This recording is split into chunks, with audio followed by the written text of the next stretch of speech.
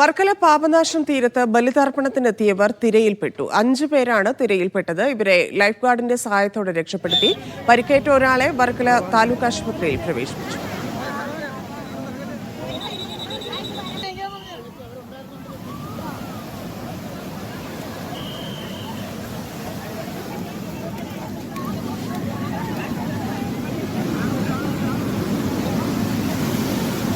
സഫാൻ കാൽക്കാവ് ചേരുന്നു. സഫാൻ, മുന്നറിയിപ്പുണ്ടായിരുന്നോ?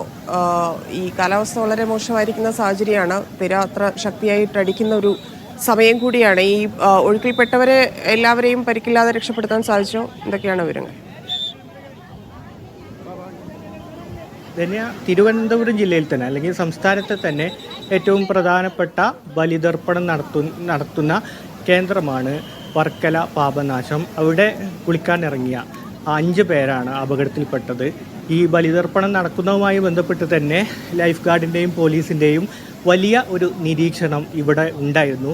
അതുകൊണ്ട് തന്നെ ഈ 5 പേരെ തന്നെ തൽക്ഷണം തന്നെ രക്ഷപ്പെടുത്താൻ കഴിഞ്ഞു. അതിൽ ഒരാളെ വർക്കല താലൂക്ക് ആശുപത്രിയിൽ പ്രവേശിപ്പിച്ചിരിക്കുകയാണ്. ഇദ്ദേഹത്തിൻ്റെ ആരോഗ്യസ്ഥിതിയിലും വലിയ കുഴപ്പമില്ലെന്നാണ് നമുക്ക് ലഭിക്കുന്ന വിവരം.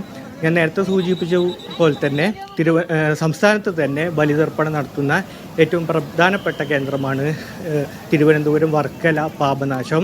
ഇവിടെ ഇന്ന് 2:30 തന്നെ ബലിതർപ്പണ ചടങ്ങുകൾ ആരംഭിച്ചിരുന്നു. ഇതിൻ്റെ ഭാഗമായി തന്നെ കഴിഞ്ഞ ദിവസങ്ങളിലൊക്കെ മഴ ഉണ്ടായതിൻ്റെ ഭാഗത്ത് തന്നെ ശക്തമായ കടൽക്ഷോഭം ഉണ്ടായിരുന്നു.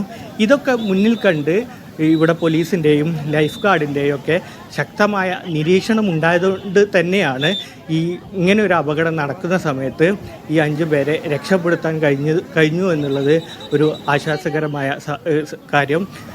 തിരുവിതാംകൂർ ദേവസ്വം ബോർഡിൻ്റെ കീഴിലുള്ള മണ്ഡപം കൂടാതെ ഈ മണൽപ്പരപ്പിൽ ദേവസ്വം ബോർഡിൻ്റെ തന്നെ അനുമതിയോടുകൂടി നിരവധി ബലി മണ്ഡപങ്ങളുണ്ടായിരുന്നു.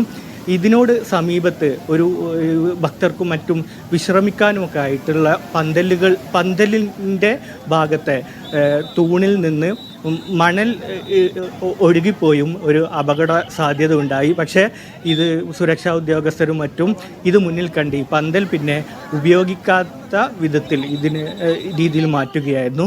അങ്ങനെ ഒരു അപകടം ഉണ്ടാവുകയും ഈ സുരക്ഷാ ഉദ്യോഗസ്ഥരുടെ ഒരു ശക്തമായ ഇടപെടലിന് തുടർന്ന് വലിയൊരു അപകട സാധ്യത ഒഴിവാക്കുകയുമാണ് ചെയ്തത്. ധന്യ.